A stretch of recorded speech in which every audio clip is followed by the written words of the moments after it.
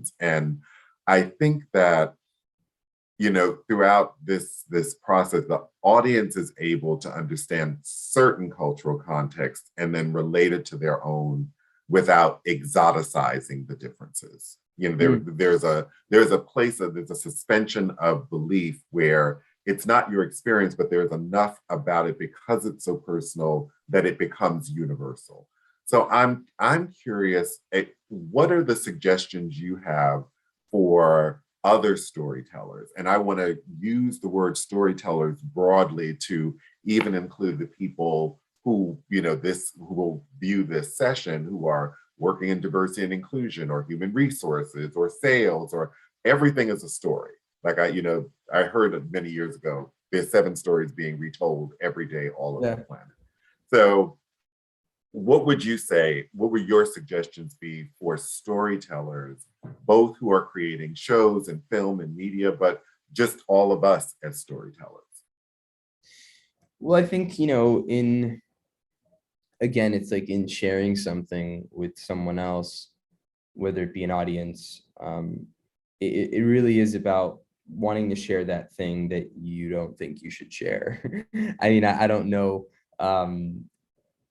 I'm not going to speak to the effectiveness of that tactic in sales, but I will say that it certainly works in television and film. Like that thing you think, oh, maybe I shouldn't press that. It's like, oh no, maybe you should press that button, but like really, like what's the most thoughtful way to press it, and really like zoning in on that in a way where it's delicate. I don't think anything should be said in any form, but I do think anything should be allowed to be said with careful form, considerate form to the weight of what it is, and so whether that be talking about something religious or extremely politically sensitive, I think it's finding a style or finding whatever it is that someone's voice might be in which you can touch it, and because it is something hot, it's just like, you don't want to touch it with your bare hands.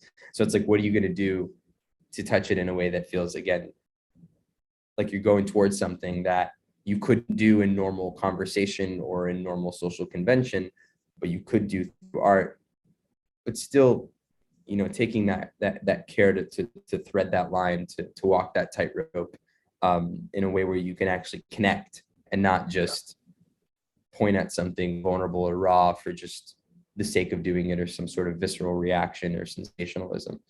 And so those things, though, when you get to them, they end up creating, I think, that really universal connection that you're talking about. Form is really is very important, and I think it's also important to understand with something really raw why someone might not have had the proper form in saying or doing what they're doing. And I think, again, kind of talking about,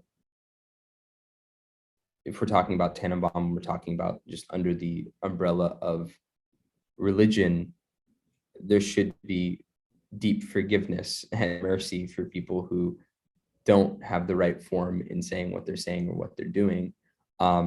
But, in the position that I'm in, I understand that there's like extra criticism, because it's like, I said, hey, I want to hold the microphone. So it's like, okay, like, well, you made your voice louder, so we're going to go a little harder on the form of what it is that you're saying, which is fine. Again, it's kind of like part of the deal. But I do think in interpersonal situations, it's like both it's like, my friends and I will say, a situation will come up, and a lot of times we'll say, like, it's a case of 100%, 100%, which is like 100%, you should have had better form. 100%, I understand why you didn't, but that doesn't mean you shouldn't have had it, so it's like, there are, it's just important to kind of like acknowledge all parts of something.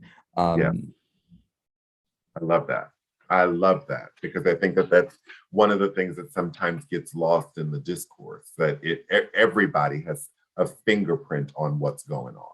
So, let's do our little CSI work. Let's see where the fingerprints are, and everybody can be responsible for their fingerprint.